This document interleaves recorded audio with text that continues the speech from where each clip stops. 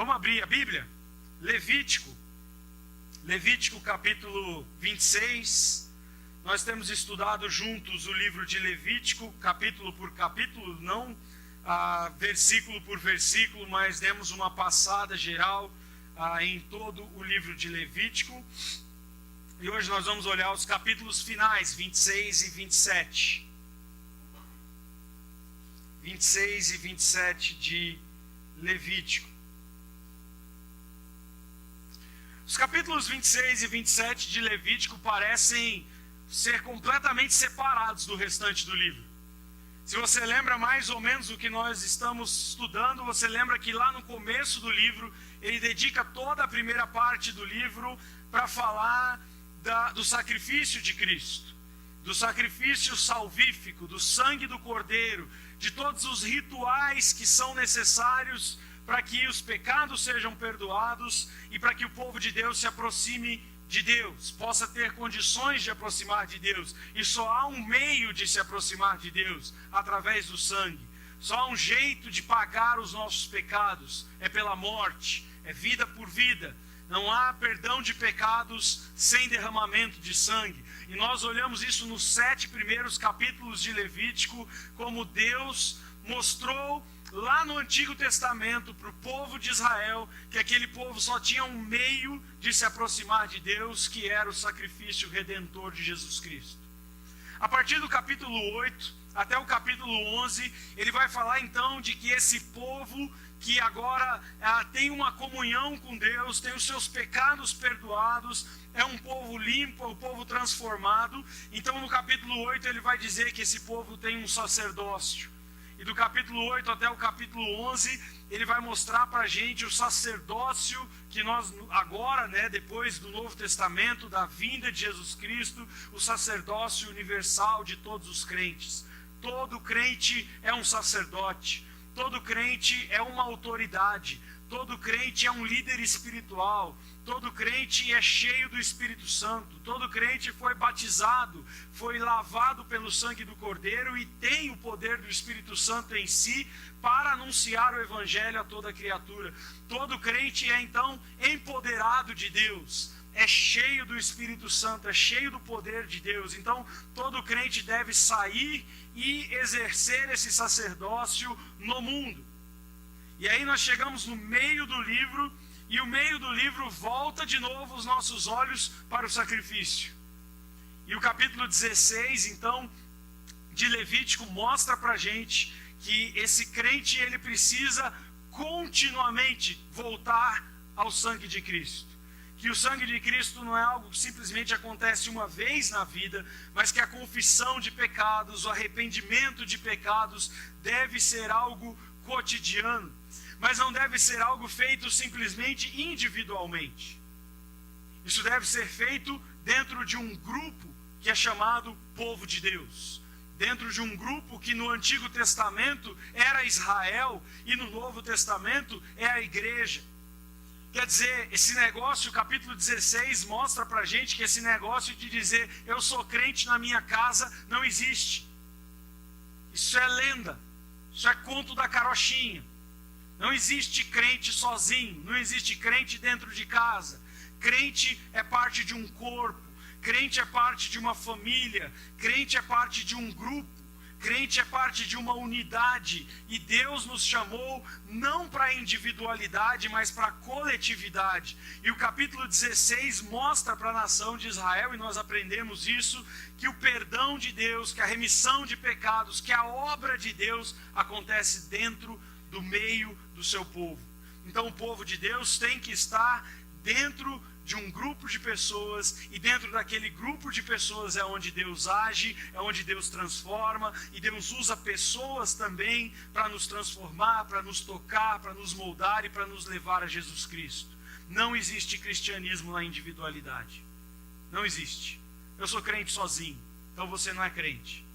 Porque todo crente é parte do corpo de Cristo. E o corpo de Cristo é feito de grupo de pessoas. Então crentes participam de grupo de pessoas, eles vivem dentro desse grupo, eles são moldados e transformados nessa unidade. E lá no capítulo 16 a gente viu o ano da purificação, onde toda a nação tinha os seus pecados expiados.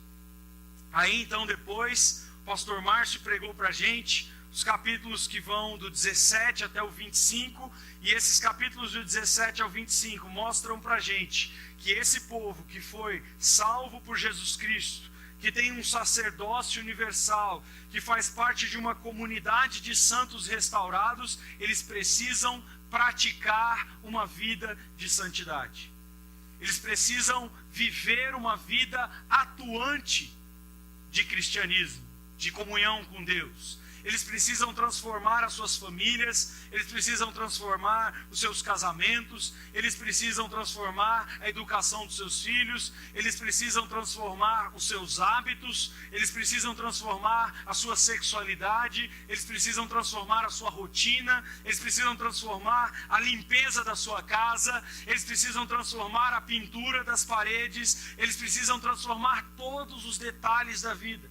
E os capítulos de 17 a 25 são extremamente detalhados, mostrando para a gente que Deus faz parte de todas as áreas da vida. Nós inclusive estudamos aqui situações como Deus dando instruções sobre o cuidado do corpo com a medicina. Nós vimos Deus dando instruções para a gente quanto à limpeza da casa. Um dos textos que eu acho mais lindos lá de Levítico é quando Deus fala para todo judeu ter uma pá. Você já viu esse texto? O texto lá, se você está acompanhando com a leitura junto dentro de casa, lá em Levítico ele fala: todo israelita deveria ter uma pá. E quando ele fosse fazer o número 2, suas necessidades biológicas, ele deveria sair fora do acampamento de Israel, cavar um buraco com essa pá, fazer as suas necessidades e cobrir isso. E eu acho lindo nesse texto, porque esse texto diz o seguinte: talvez nós poderíamos dizer, isso aí é para saneamento básico. Não. O texto dá um motivo. O texto fala: porque eu, o Senhor seu Deus, habito entre vocês, e eu não habito no meio de um povo porco. Olha só. O motivo não é sanitário. O motivo não é saúde pública simplesmente. O motivo é a presença de Deus. A presença de Deus muda o jeito que eu faço o meu cocô. A presença de Deus muda todos os hábitos da vida. E eu limpo a minha casa, e eu pinto as paredes, e eu reboco o tijolo baiano, e eu torno o meu ambiente bonito. Não simplesmente porque eu quero que as outras pessoas vejam, mas porque eu tenho um Deus. O povo de Deus é um povo limpo. O povo de Deus é um povo que toma banho.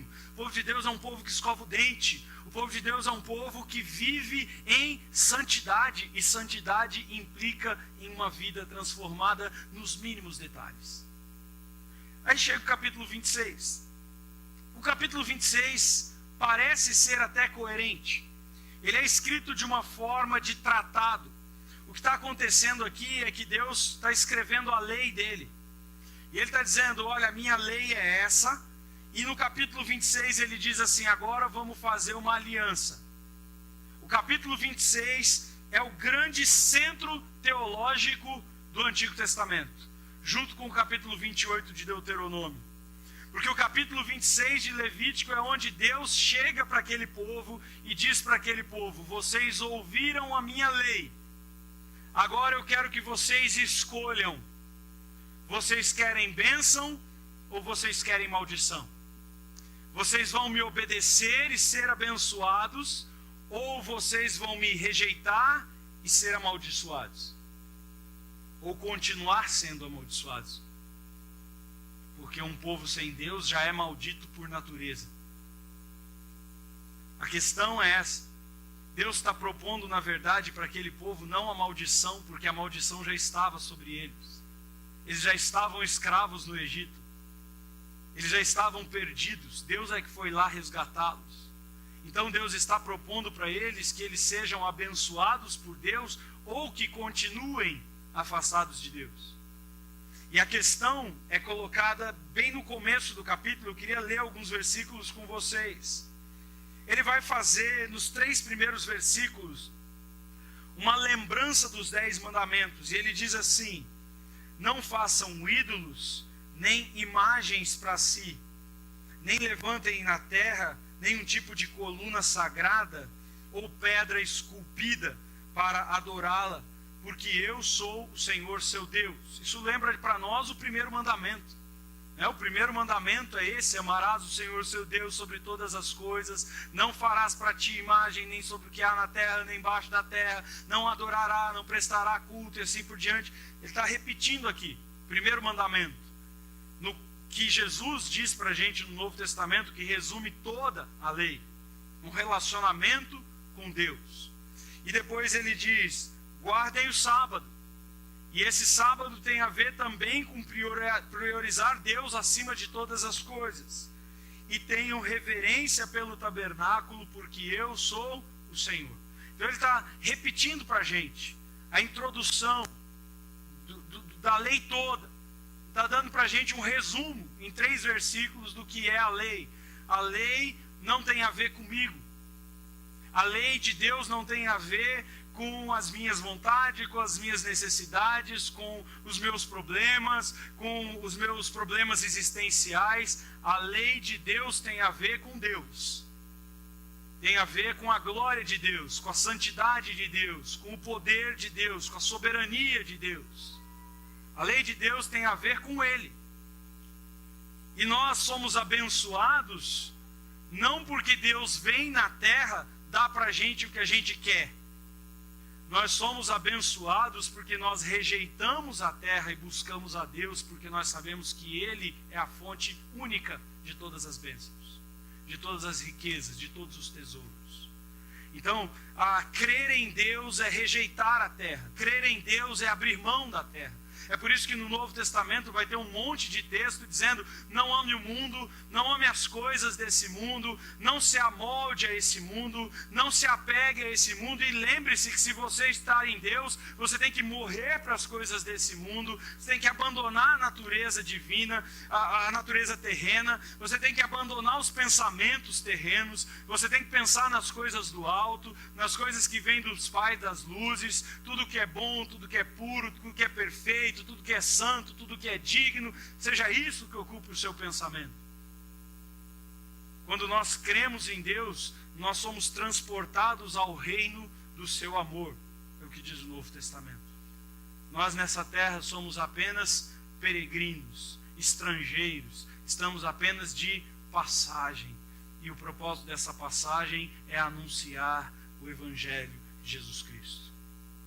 O propósito do nosso tempo aqui na terra não é casar, não é comprar casa, não é comprar carro, não é ter filho, não é nada disso.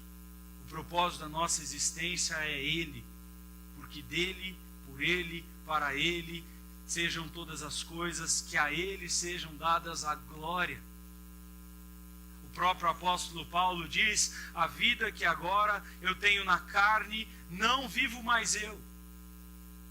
Agora é Cristo vivendo a minha vida por mim. É outro campo de visão, é outro campo de existência, são outras prioridades de vida, e todas elas são centradas exclusivamente no Senhor. É nisso que se resume o principal e o maior de todos os mandamentos. Ame ao Senhor teu Deus de toda a tua força, de todo o teu entendimento, com tudo que você é, com tudo que você faz. Ame a Deus. É muito interessante ver, obrigado Márcio, como ele vai terminar o final do capítulo 27 dizendo exatamente isso. Ele vai dizer no final do capítulo 27: esses são os mandamentos que o Senhor Deus deu para Moisés por meio, lá no Monte Sinai. Um pouquinho antes ele diz: não façam distinção entre um monte de coisa, porque todas as coisas são dele. Dele. Tudo envolve Ele. E o maior grito satânico, o maior grito maldito, o maior grito que nos arrasta para longe de todos os propósitos de Deus, é esse grito que diz dentro de nós: eu em primeiro lugar. A minha opinião é mais importante. O que me faz feliz, o que me alegra, o que me agrada, eu. Esse grito vem do fundo do inferno. Esse grito vem da nossa carnalidade. Foi esse grito lá no Jardim do Éden que fez Adão e Eva pensar: é verdade, nós não precisamos seguir a Deus, nós podemos ser deuses. Nós podemos saber o que é melhor para nós mesmos. Continuação do versículo, então, ele diz o seguinte: se vocês seguirem os meus decretos e obedecerem diligentemente aos meus mandamentos, enviarei chuva nas estações próprias, a terra dará sua colheita e as árvores do campo produzirão seu fruto. A época de debulhar cereais se estenderá até o início da colheita das uvas, e a colheita das uvas até o início de plantio de cereais. Vocês comerão até se saciarem e viverão em segurança na sua terra. Eu lhes darei paz na terra, e vocês poderão dormir sem medo. Tirarei da terra os animais ferozes e manterei os seus inimigos afastados do seu território. De fato, vocês perseguirão seus inimigos e os matarão à espada. 5 de vocês perseguirão 100, e 100 de vocês perseguirão 10.000. Todos os seus inimigos cairão à espada. Olharei para vocês com favor, e os tornarei férteis, e os multiplicarei como povo. Cumprirei a minha aliança com vocês. Suas colheitas serão fartas, que vocês terão de se desfazer dos cereais velhos, a fim de abrir espaços para a safra nova. Habitarei no meio de vocês e não os desprezarei. Andarei no seu meio, serei o seu Deus, vocês serão o meu povo, porque eu sou o Senhor, seu Deus. Esse é o centro. Todas essas coisas não vão acontecer porque eles merecem. Todas essas coisas não vão acontecer porque eles são o centro da história. Todas essas coisas vão acontecer porque Ele é Deus. Essas coisas não acontecerão porque eles merecem receber isso, porque eles são bonzinhos, porque eles praticam o que Deus manda, porque nós já vimos que eles não praticam. E é por isso que os capítulos anteriores enfatizam tanto o sacrifício. Mas Deus é bom. Eu sou o Senhor seu Deus. Eu tirei vocês da terra do Egito para que não fossem mais escravos. E queridos, todos nós que estamos aqui, que cremos no Senhor Jesus Cristo, fomos resgatados do mesmo jeito.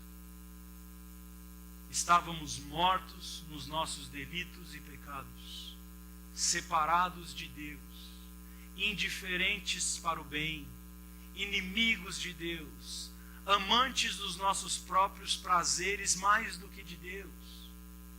Nós estávamos vivendo uma vida muito bem, obrigado, sem Deus, não precisamos de Deus. No meu caso, eu era ateu de pai, ateu.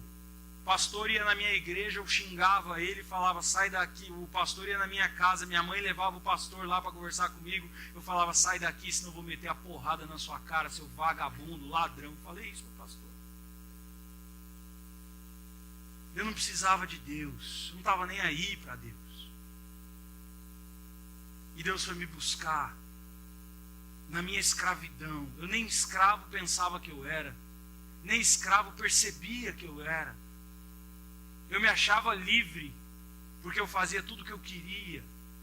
Eu me achava livre porque eu não tinha regra, porque eu não tinha ninguém me mandando: faça assim, faça assado, coma desse jeito, beba desse jeito. Eu pensava que isso era liberdade. E eu estava lá deliciado com os melões do Egito, com as melancias do Egito, igual o povo de Israel. Deus tira eles do Egito e traz eles para a liberdade, e eles estão o tempo inteiro falando para Moisés: vamos voltar para o Egito, porque a gente era livre lá.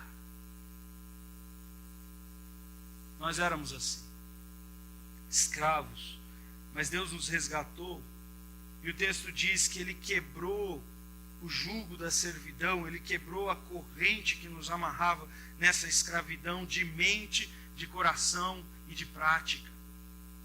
E o texto diz: vocês carregavam essa servidão, essa corrente no seu pescoço, e agora eu fiz vocês andarem de cabeça erguida. Vocês não precisam mais abaixar a cabeça para Satanás ou para os egípcios, porque agora vocês são livres. Conhecereis a verdade, Jesus Cristo, e a verdade vos libertará, e verdadeiramente sereis livres. E Deus está dizendo: eu quero fazer uma aliança de libertação com vocês. Eu quero abençoar vocês muito mais do que eu já abençoei. Eu tirei vocês do Egito, mas agora eu vou levar vocês para a terra de Canaã, e eu vou fazer todas essas coisas aqui com vocês, porque eu sou o Senhor. Essa é minha natureza. É isso que nós cantamos: o Senhor é bom, e Ele age em todas as coisas para o bem do seu povo. Então Ele liberta eles da escravidão, e agora traz eles para perto e fala: eu vou fazer uma aliança com vocês. Olhando um pouco para essa aliança, algumas coisas para a gente pensar aqui. O Darlin, não está rolando, mano. Ok, também não foi. Ainda não. Aqui está ligado.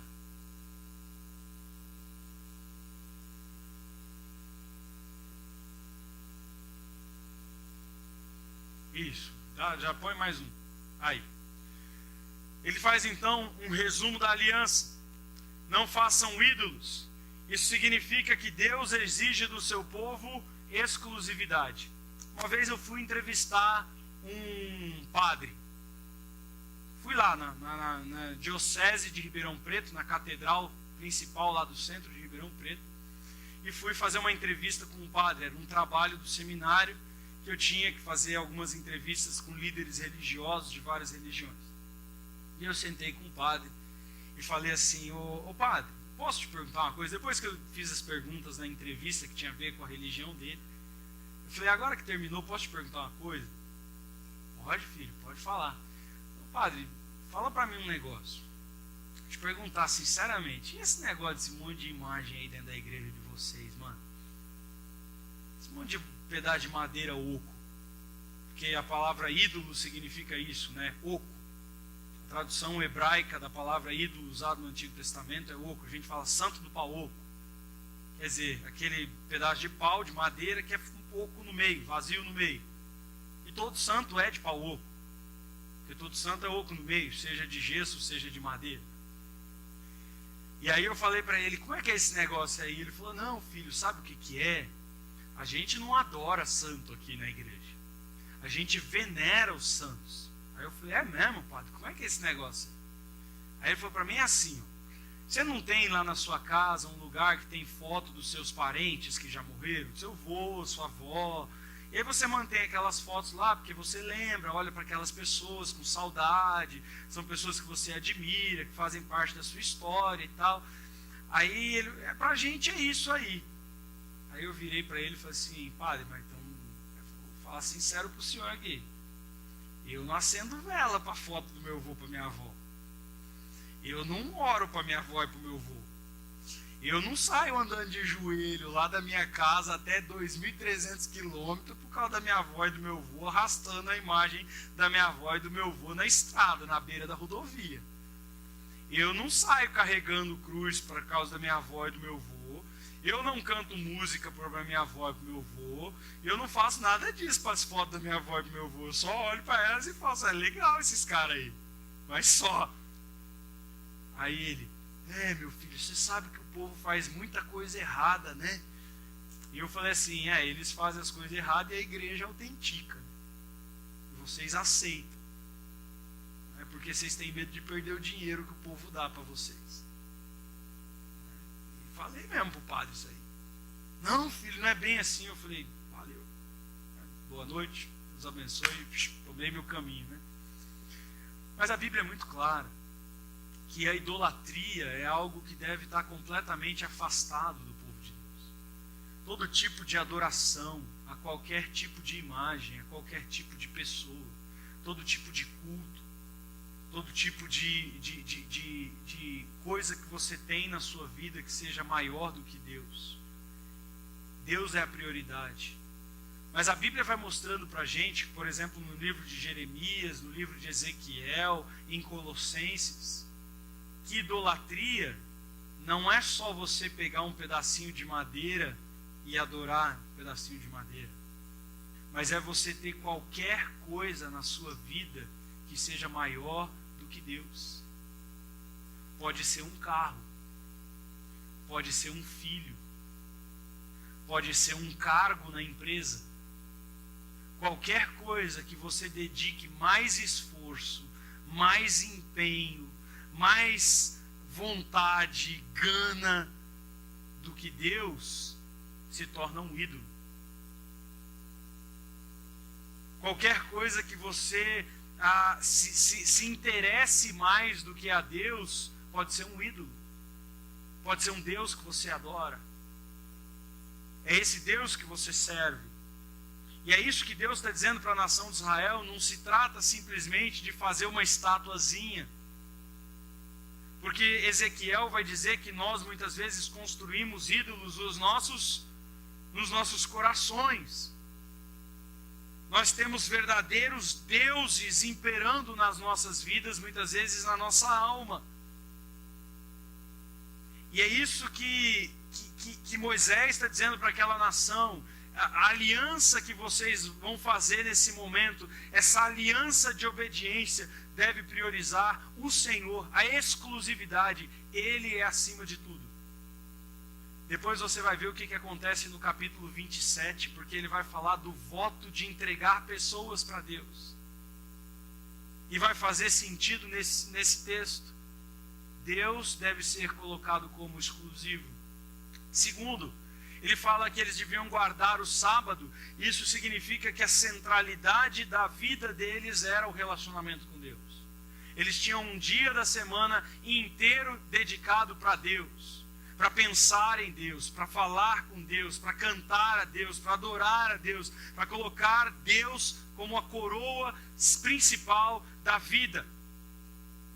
Não é? É o sábado que inicia a semana, é o sábado que determina toda a semana, porque lá no Novo Testamento, quando Jesus vem, Jesus fala para os judeus: vocês nunca entenderam o que era o sábado. Vocês ficaram pensando que o sábado era um dia da semana. Não, o sábado era uma ideia de que Deus é o centro da existência e que toda a vida é determinada por eles. É por isso que você tem um dia para pensar em Deus, para que todos os outros dias sejam vividos para Deus. A terceira coisa que ele destaca é o respeito pelo tabernáculo. E a gente vê uma grande parte do livro Levítico dedicado ao tabernáculo, ele dizendo: esse é o lugar do encontro com Deus. Ele é chamado assim, a tenda do encontro. Agora, no Novo Testamento, a Bíblia diz que o tabernáculo somos nós. O lugar do encontro com Deus não é esse prédio. Se você está vindo encontrar Deus aqui, eu quero te dizer, sinto muito, mas Deus não vem para cá. Deus não habita aqui. Uma vez uma menininha, a Stephanie, que hoje já é uma moça, né? A gente estava saindo aqui da igreja, a Stephanie era bem menor, só uns 10 anos atrás quase, né, Stephanie? A Stephanie chegou para mim e falou, eu estava apagando as luzes, trancando as portas da igreja, a Stephanie falou: pastor, você não pode deixar uma luz acesa? Eu falei assim: por que, Teté? Ela falou assim: porque Deus vai ficar aqui sozinho. Eu falei: não, Teté, Deus não fica aqui, Deus não mora nesse prédio. Um dia a gente pode vender esse prédio, isso aqui pode virar um centro de macumba, qualquer outra coisa. Isso aqui é só tijolo, cimento, mais nada. Deus não mora mais em templos feitos por mãos de homens. Deus não habita em prédios. Isso aqui não é santo, não é puro, não é sagrado, não é nada, é só um prédio. Deus habita em pessoas. Isso significa que essa habitação de Deus em pessoas deve levar essas pessoas a terem um zelo consigo mesmos santo, porque Deus é vingador de todo aquele que trata com banalidade o seu tabernáculo, o lugar da sua habitação. E é interessante que Levítico vai lembrar para a gente que tudo então está centrado em Deus, no relacionamento com Deus, na presença de Deus. Meu querido, eu quero dizer para você, se você acha que a vida se centra em você, você ainda não entendeu o Evangelho. Jesus, ele disse: quem não negar a si mesmo, morrer para si mesmo, mortificar a sua carne e me seguir, não tem como ser meu discípulo.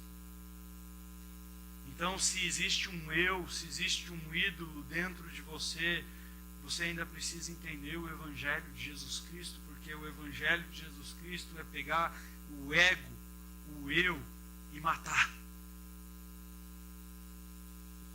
E então ele vai dizer para a gente sobre as escolhas. Então ele diz para o povo de Israel: escolha hoje, obediência ou desobediência, bênção ou maldição. As bênçãos ele alista para a gente aí, ó, elas aí. As bênçãos são posse da terra, vocês vão possuir a terra que eu estou dando para vocês por herança. Fiz tudo bonitinho, tudo com P, para ficar fácil de decorar. Olha lá, ó. Permanência na terra, eu vou estabelecer vocês lá, vocês vão ter tranquilidade, vão ficar lá. Vocês vão ter prosperidade na terra, eu vou fazer as plantações de vocês multiplicarem, assim por diante. Eu vou dar paz para vocês nessa terra, que vocês vão habitar. Vocês vão vencer os seus inimigos, ninguém mais vai incomodar vocês. 10 de vocês vão derrotar 100 dos inimigos, e 100 de vocês vão derrotar 10.000 dos inimigos. Vai ser simples para vocês terem segurança, terem paz. Progenitura, eu vou multiplicar a tua descendência, vocês vão ter filhos e muitos filhos, e vão encher essa terra de gente. E tudo com P, ó, posse, permanência, prosperidade, paz e progenitura. Fácil de decorar. Tudo com P. E aí Deus fala: mas se vocês desobedecerem, que é a segunda parte, eu não vou ler porque é uma parte muito grande, você pode ler em casa. Do versículo 14 até praticamente o final são as maldições. Não é?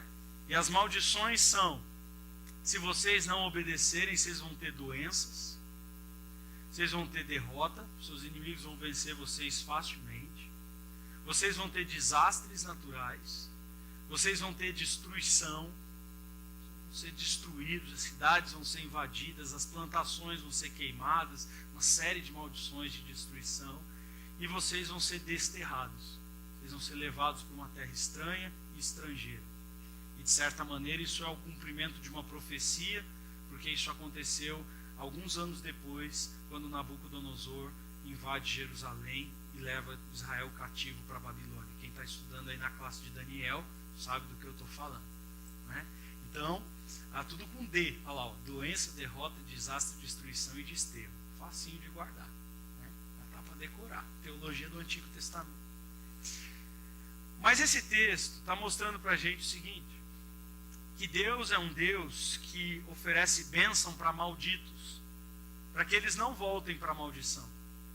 Porque se eles voltarem para a maldição, tendo recebido a graça de Deus, essa maldição vai ser enorme.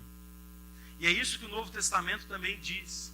Ele diz: se Deus lançou maldição para aqueles que desonravam o sangue de um animal, quanto maior castigo receberá aquele que, uma vez tendo crido no Filho de Deus, voltar a sacrificar o Filho de Deus, a desonrar o Filho de Deus.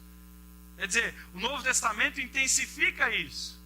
O Novo Testamento está dizendo: se Deus já ia castigar aqueles que receberam a bênção do perdão dos seus pecados por meio de um animal, quanto maior vai ser o castigo, quanto mais intenso vai ser o castigo daquele que desonrar o próprio Deus encarnado, Jesus Cristo. Isso é a seriedade com que Deus trata a aliança. Existe uma maldição que está sendo implantada na igreja brasileira. E a maldição que está sendo implantada na igreja brasileira é um evangelho pela metade. Um evangelho que só prega bênção. Um evangelho que só tem coisa que Deus vai te dar. Então venha para a igreja, Deus vai te dar carro, Deus vai te tirar do inferno, vai te botar no céu. Vem para cá que a sua família vai resolver os problemas, seu casamento vai ficar bem, seus filhos vão ser tudo crente. Vem para cá que vai ter carro, que vai ter casa, que vai ter bênção e bênção e bênção e bênção. E eles pregam muito esses textos, como esse aqui de bênção. Só que eles esquecem de pregar o restante do texto, que fala das maldições para os desobedientes.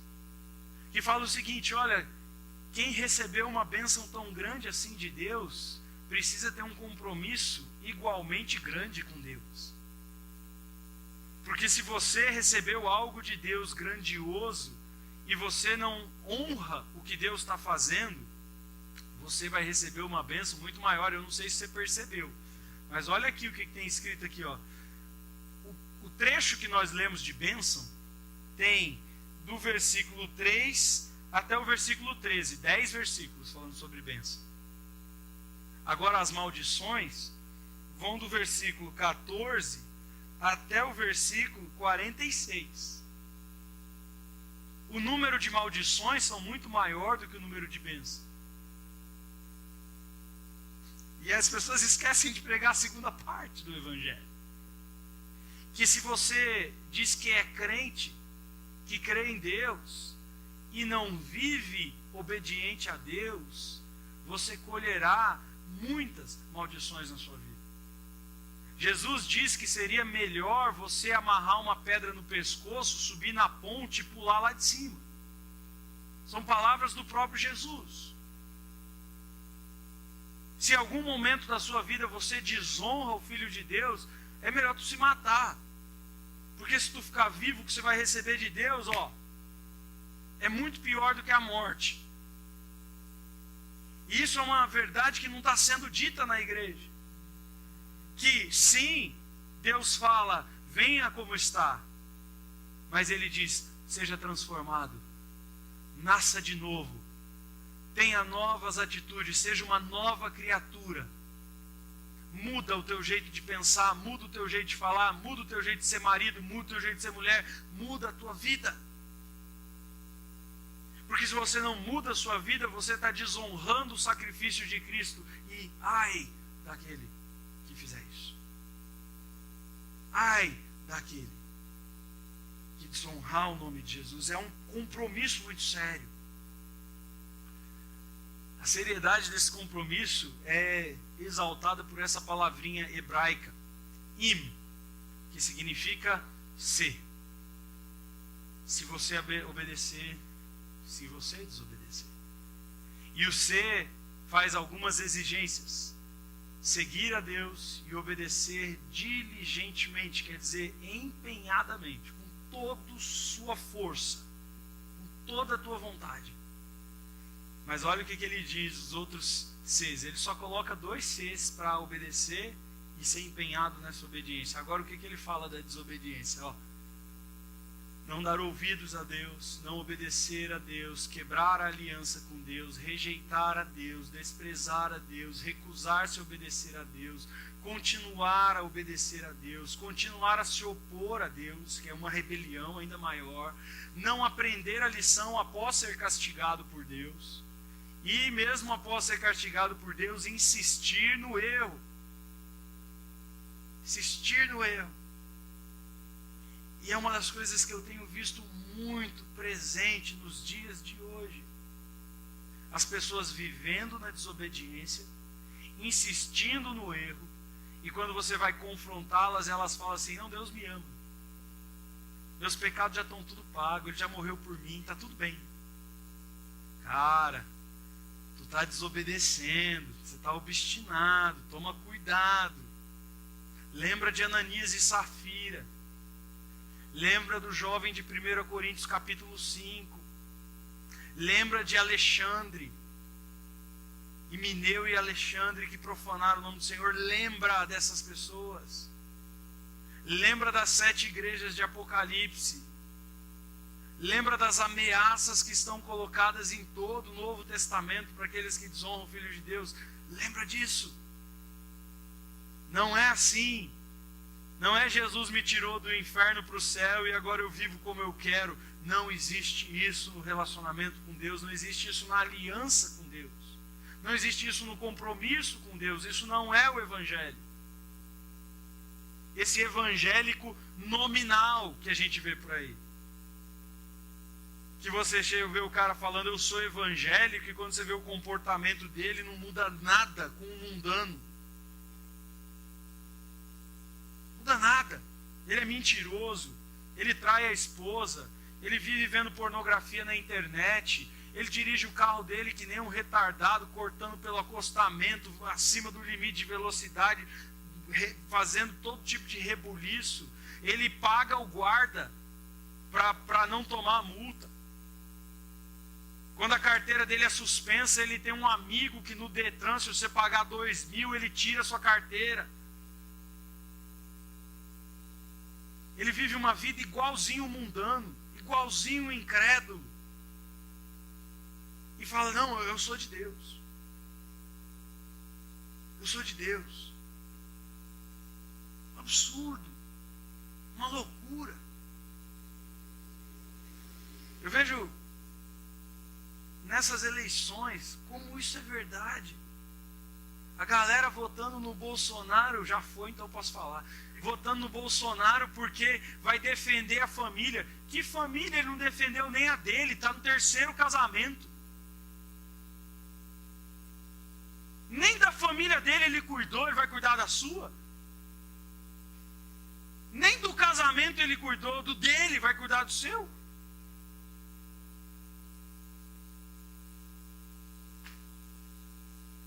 Que crente é esse? Que homem cristão é esse que representa a Deus agora? Que Deus? Só se for do sexo dele, que ele troca mulher que nem troca de roupa. A gente perdeu o senso de noção do que é ser cristão, do que é ser um exemplo, do que é ser uma referência de vida cristã, de testemunho de fé. Não é simplesmente levantar uma bandeira ideológica em prol da família. É uma vida que demonstra que você honra a sua família.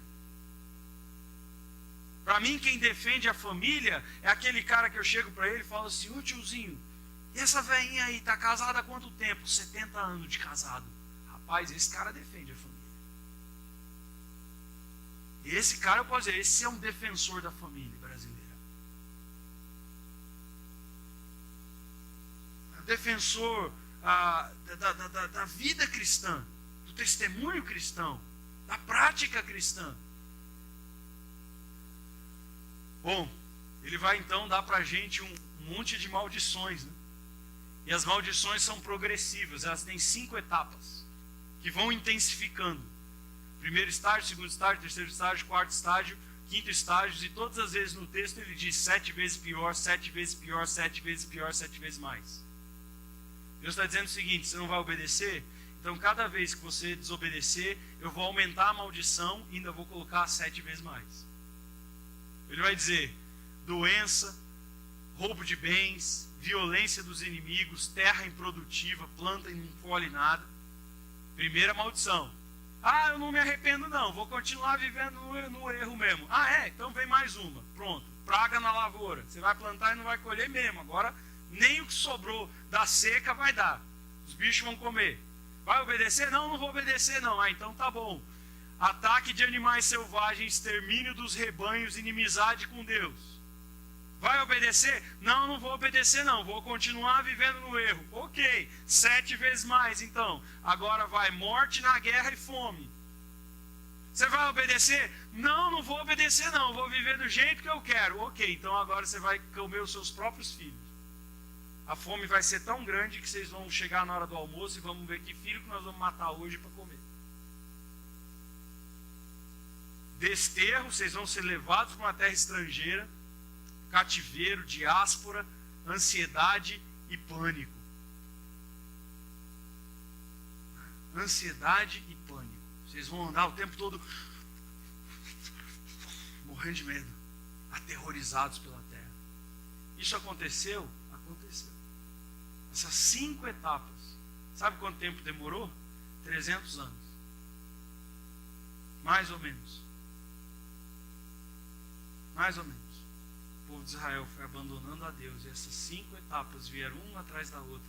Quando a gente lê lá em Jeremias, tem lá uma mãe com outra mãe disputando para comer um filho de manhã e o filho da outra ser comido à noite. Até que eles vão para o cativeiro babilônico em 587 a.C. E para lá ficam durante 70 anos no cativeiro. Porque eles não obedeceram a Deus. Isso me faz lembrar de uma coisa. Isso me faz lembrar de um grupo de pessoas que estarão no dia do juízo, diante do trono de Deus. E eles se aproximarão todos felizes, dizendo: Jesus, nós conhecemos você. Nós fizemos milagres no seu nome, nós pregamos o Senhor por toda a terra, nós implantamos igreja, a gente fez um monte de coisa, a gente era crente, a gente cantava, a gente fazia campanha de cura, de libertação, e tinha gente sendo curada, e gente sendo abençoada, e a gente era maravilhoso. E Jesus vai olhar para essas pessoas e vão dizer: eu não sei quem são vocês, nunca conheci vocês. E o que vocês estão falando aí me dá ânsia de vômito. Se afastem daqui, porque senão eu vou vomitar em cima de vocês. Não sei quem vocês são. Vocês nunca foram meu povo. A igreja de vocês nunca foi a minha igreja. Não basta só dizer Senhor, Senhor. Até o diabo disse isso. Até Satanás teme a Deus. Eu sou temente a Deus, Satanás também teme. Teme e se ajoelha, porque quando Jesus chegou em Gadara, o diabo ajoelhou e falou: Senhor, Senhor. Ainda fez uma oração: me lança para aqueles porcos. E o Senhor atendeu a oração do diabo: pode ir. Precisamos aprender que o povo de Deus é aquele que faz uma aliança de obediência a Deus, de seguir os seus mandamentos. Nós cantamos isso aqui.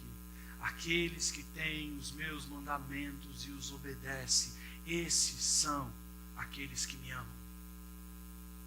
E aqueles que me amam, eu me manifestarei a eles. E eles serão amados pelo meu Pai. Então, o relacionamento com Deus é um relacionamento de compromisso, de obediência. O pastor Russell Shedd falou esses dias, um tempo atrás, que o campo missionário que tem que ser mais evangelizado no Brasil hoje é a igreja evangélica brasileira. Que tem um monte de hipócrita, um monte de joio, um monte de gente que canta Senhor, Senhor no domingo, mas na segunda-feira faz todo tipo de pecado e de atrocidade contrária à vontade de Deus e ao plano de Deus. Você vai olhar os casamentos destruídos. Você vai olhar os filhos tudo arrebentado. Você vai olhar a vida financeira devendo SPC, Serasa, até a agiota no meio, bagulho tudo zoado. Aí você fala: onde está Deus nisso? Cadê Deus na sua vida? Cadê a presença de Deus? Cadê a bênção de Deus? Cadê o encontro com Deus? Cadê o compromisso com Deus? Deus é longânimo, ainda demorou um tempão, 300 anos para assentar o reino nesse povo, mas veio. Esse é um alerta para nós. Demora. Mas quando você vive uma vida de desobediência, não é assim: será que Deus vai me trair? Vai me amaldiçoar? Não. É assim: é quando é que vai ser? Essa aliança, mas entra aí uma outra parte do texto. Não dá para a gente ler muita coisa, mas o final do texto é impressionante. Ele vai falar o seguinte: que no meio desse povo todo, que é chamado povo de Deus, existe um grupo. Esse grupo é pequenininho, não é muito grande não. Nunca foi. A Bíblia diz que muitos são chamados, poucos escolhidos. A Bíblia diz que largo é o caminho, fácil, que leva para a perdição, mas a porta, o caminho que leva para o céu é apertadinho, é difícil. Um número pequeno de pessoas.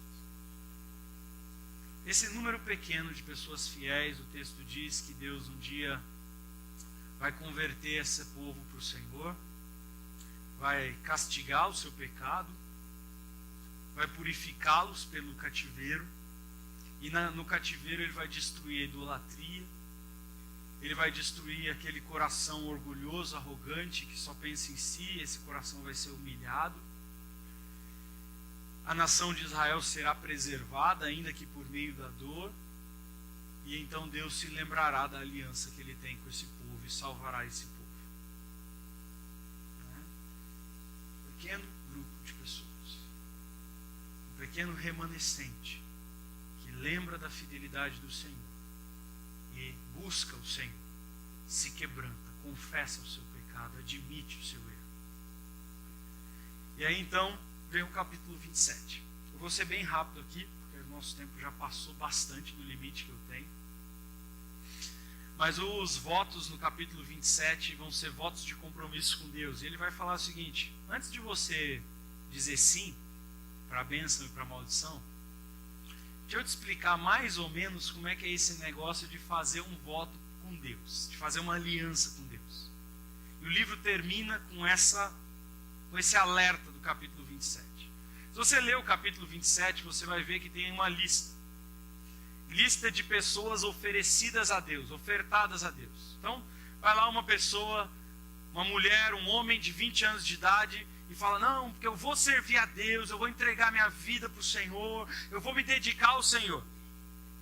Beleza, vai se dedicar ao Senhor, vou. Você está prometendo isso aqui no tabernáculo, na presença de Deus, do sacerdote? Tô. Aí volta para casa, esse cara começa a trabalhar, fala assim: ih, rapaz, eu acho que eu fiz uma besteira. Eu não devia ter feito esse compromisso com Deus. Ele deveria voltar lá no tabernáculo e falar para o sumo sacerdote: ó, eu me arrependi de fazer uma aliança com Deus, de ter feito essa promessa para Deus. E aí o sumo sacerdote ia calcular mais ou menos quanto que valia o arrependimento dele, conforme a idade, conforme o sexo, não é? A faixa etária e conforme a classe social.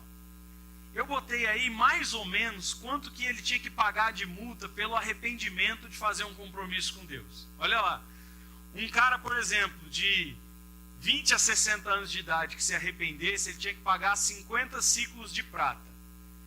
Eu segui algumas tabelas, elas não são precisas, porque a economia, né, o valor do dinheiro muda muito conforme o mercado, conforme a economia, conforme o preço de muita coisa. Então, esse valor não é específico, pode ser mais ou pode ser um pouco menos. Mas, só para ter uma ideia. O cara que se arrependeu de fazer um compromisso com Deus, ele tinha que devolver lá no tabernáculo R$47.700. Se fosse uma mulher, R$28.620. Se fosse um homem de 5 a 20 anos de idade, um jovem adolescente, R$19.000. Uma mulher, R$9.000. De 1 a 5 anos de idade, eu fui lá e eu falei assim: eu vou consagrar o meu filho para o Senhor. Está aqui, entreguei o meu filho para o Senhor. Aí eu chego em casa e falei: fiz besteira. Ô sacerdote, eu queria ir voltar atrás, não vou entregar meu filho mais não. Pois não. Pode voltar atrás. R$4.000. R$14.000. R$9.000. Olha os preços. Altíssimos. Altíssimos. Só para você ter ideia, um ciclo de prata equivalia mais ou menos ao salário de um mês do trabalhador. Um ciclo de prata. Quando Deus está cobrando 50 ciclos de prata, é quase 5 anos do salário integral do cara. É 5 anos dele pegar o dinheiro que ele recebia todo mês e não gastar um centavo e entregar no templo. 5 anos. Agora, por que isso está no capítulo 27? Logo depois de um capítulo que Deus está dizendo para o povo de Israel: vocês querem fazer um compromisso comigo? Vocês querem escolher sair da maldição que vocês vivem e vir para a bênção do relacionamento comigo? Agora eu vou dizer para vocês, o relacionamento comigo é assim. E esses preços estão colocados simplesmente para lembrar o povo daquela nação: fazer um voto com Deus não é qualquer coisa. De Deus não se zomba. Com Deus não se brinca. Não é simplesmente você vai lá, fala o que quer na presença de Deus e depois se arrepende e volta atrás. Se você fizer um voto para Deus e você não pagar, meu querido, se prepara, porque as maldições que estão no capítulo anterior virão sobre a sua vida. Como diz o pastor Márcio, todas as 200 pragas de Apocalipse vão cair sobre você. Não é? Lembra que um compromisso com Deus é algo sério. Aí vem as feministas. Mas por que a mulher vale menos do que o homem? Por que o preço da mulher era quase a metade do homem? Isso aí, essa Bíblia é machista. Não, não é machista não, querida. A Bíblia é realista. Sabe por quê? Porque se um homem pegar na enxada e se você pegar na enxada, ele vai produzir 10 vezes mais do que você. Porque se um homem for para o campo de batalha, lutar na guerra, para ser polícia, ele vai conseguir vencer muito mais inimigo do que você. E eles viviam num tempo rural, agrário, em que a economia dependia da plantação e que a proteção dependia dos que lutavam na guerra. Então é por isso que um homem tem um valor maior. O valor maior significa a capacidade de produção e a segurança nacional. Um ateu, né, eu anotei aqui no meu texto, o texto de um ateu. Quero ler rapidamente aqui para a gente caminhar para o final. Isso porque esse ateu se chama... eu acho que eu botei aqui o texto. Preciso achá-lo aqui. Isso porque os homens são e têm sido ao longo da história os construtores dos povoados, das cidades, os engenheiros, os pedreiros, os marceneiros, os operadores de máquina pesada. A ordem é Deus, o Pai, o eterno juiz, quem mantém os registros e distribui recompensas e punições. A ordem é o exército de policiais e soldados em tempos de paz. É a cultura política, o ambiente corporativo e o sistema. É o eles. Vocês sabem o que eles fazem. São os cartões de créditos, as salas de aula, as filas dos caixas nos supermercados, a troca de turnos, os semáforos e as rotas conhecidas para o trabalho. E esse texto está dizendo, é por isso que o homem vale mais. Na Bíblia, é por isso que o homem valia mais. Porque quem faz o trabalho pesado é o homem. Enquanto a mulher cuida da casa, dos filhos e das crianças. É interessante que eu não vejo uma feminista dessa brigando para ser pedreira, brigando para ser consertadora de cano de esgoto, brigando para correr atrás de caminhão de lixo. Elas só querem os cargos altos da empresa. Né? Querem o salário igual, mas não querem o mesmo trabalho. Absurdo. Absurdo. Enfim, terminar com esses dois alertas. Quando você entrar na casa de Deus, tome cuidado com o que você faz. Ouça com atenção. Age mal quem apresenta ofertas a Deus sem pensar. Não se precipite em fazer promessas, nem apresentar suas questões a Deus. Afinal, Deus está nos céus e você na terra. Portanto, fale pouco. É uma armadilha prometer algo a Deus apressadamente e só depois calcular o custo. Termina o capítulo 27 com esse desafio. E esse desafio é colocado para a nação de Israel, justamente para lembrar aquela nação. Vocês vão fazer agora um compromisso com Deus. Vocês calcularam bem? É isso mesmo que vocês querem? E uma das coisas que eu não tenho ouvido nas pregações das igrejas é exatamente isso. Se você quiser crer em Jesus Cristo, meu querido, Ele tem muitas bênçãos para te oferecer. Mas existem muitas responsabilidades. Você está afim de negar a sua própria vontade? Você está afim de abrir mão do jeito que você fez sexo e você pensa a sua sexualidade? Você está afim de fazer o que for preciso para mudar o seu casamento? O que for preciso,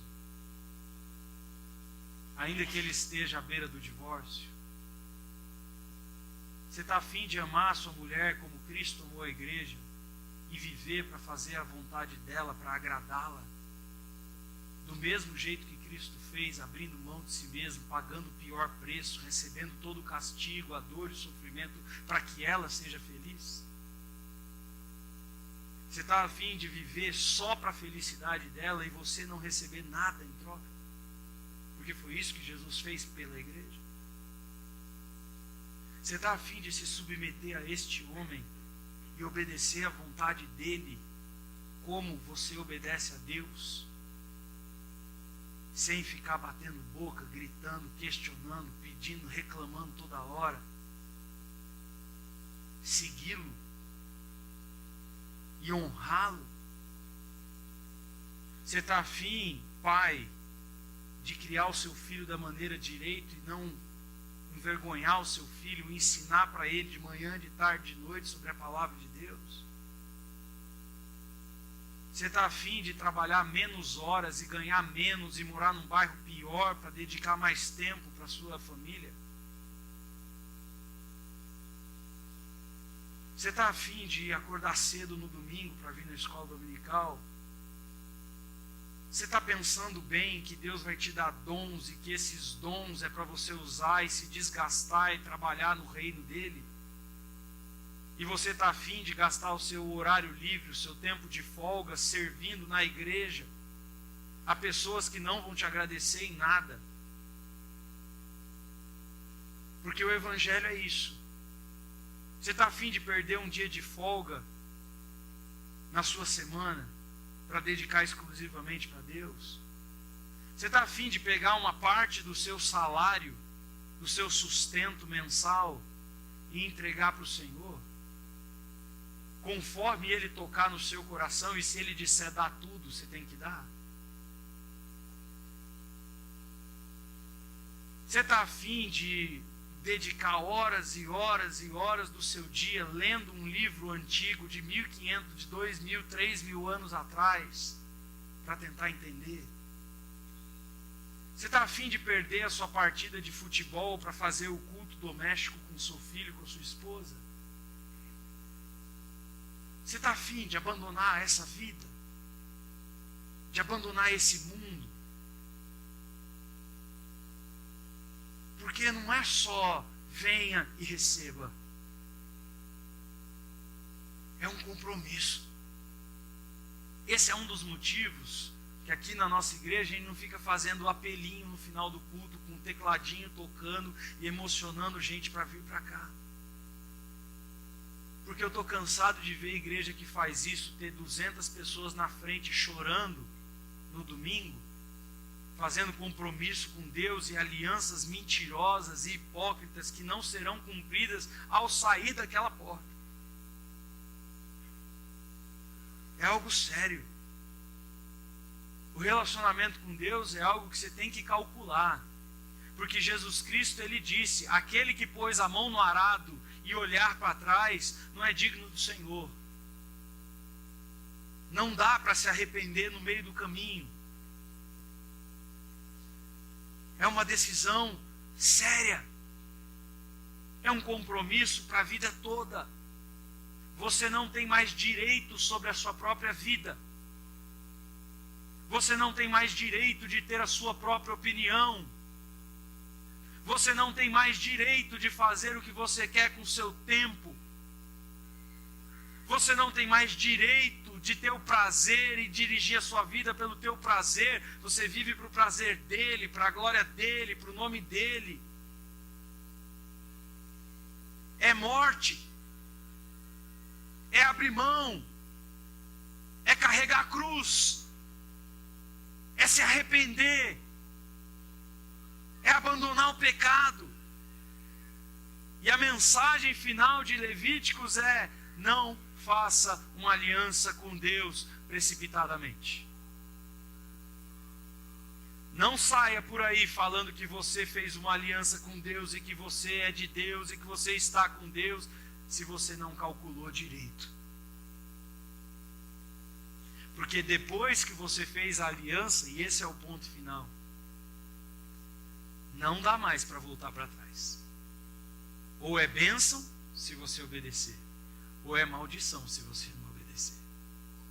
E a diferença do Antigo para o Novo Testamento é que ali o preço que era pago por uma quebra de aliança era um valor financeiro, monetário. No Novo Testamento não tem valor monetário, porque não tem o que possa pagar o que nós recebemos na cruz. Então, quando você faz uma aliança com Deus, ela é definitiva. E você vai ser abençoado ou amaldiçoado, conforme você obedece ou não ao Senhor. É assim que as coisas funcionam com Deus. Não sei como é que está a tua vida aqui. Não sei mesmo. Muitos aqui, eu nem sei o nome direito. Mas eu quero que você pare para pensar o teu compromisso. Compromisso que você um dia fez. Ninguém te obrigou. Ninguém pediu para você fazer um compromisso com Deus. Você fez porque você quis. Agora honre com esse compromisso. Agora viva de maneira digna da sua vocação. Honre o Senhor. Ou prepare-se, porque a mão dele pesa ainda hoje. O Novo Testamento garante: se os pais corrigem os filhos que amam, Deus não tem filho mimado, ele também corrige os filhos dele. E não tem arrependimento. Não era isso que eu queria, não foi isso bem que eu pensei, você devia ter calculado antes, meu filho. Agora você fez uma aliança comigo e você é meu e eu não vou te perder. Ou você obedece, ou eu te mato e trago você para a minha presença. É simples assim. É sério assim. É isso que Cristo diz. Eu quero que você feche seus olhos agora e pense. Como é que está o teu compromisso com Deus? Fala você com Ele, com as tuas palavras. Se você acha que se precipitou e fez um compromisso que você não está conseguindo honrar, corre para a cruz do Calvário. Pede perdão. Se arrepende. Confessa. E para de pecar.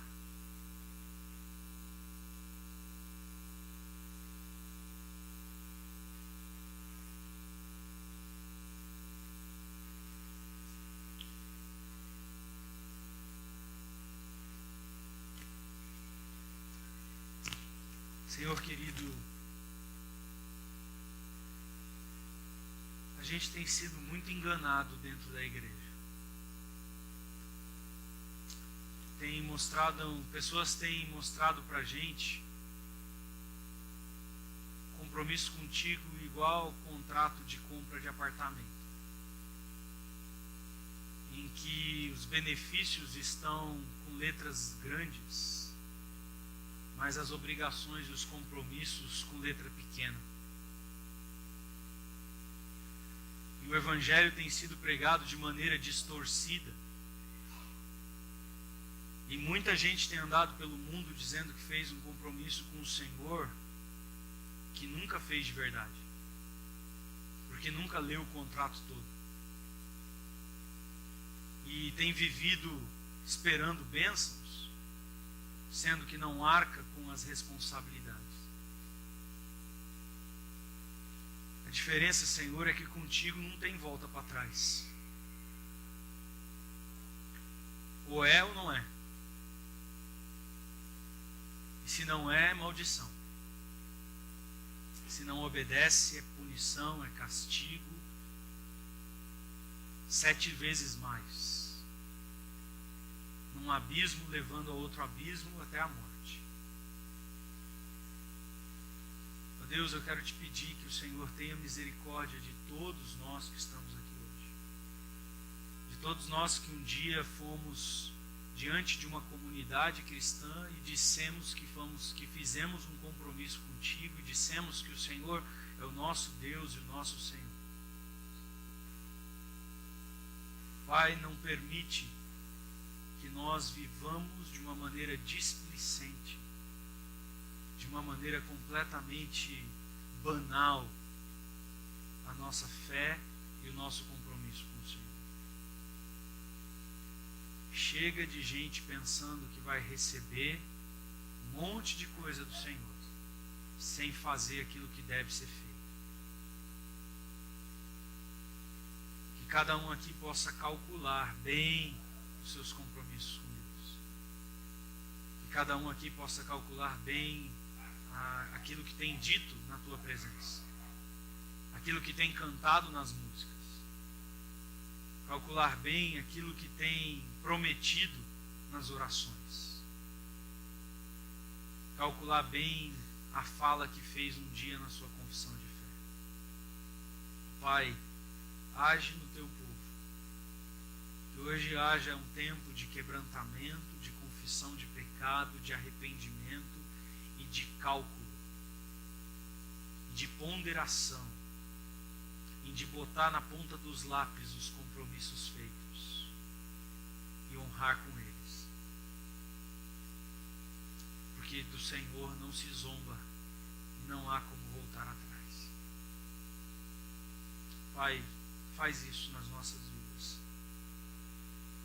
É o que eu peço e oro por mim e pelos meus irmãos aqui, no nome do Senhor Jesus. Amém?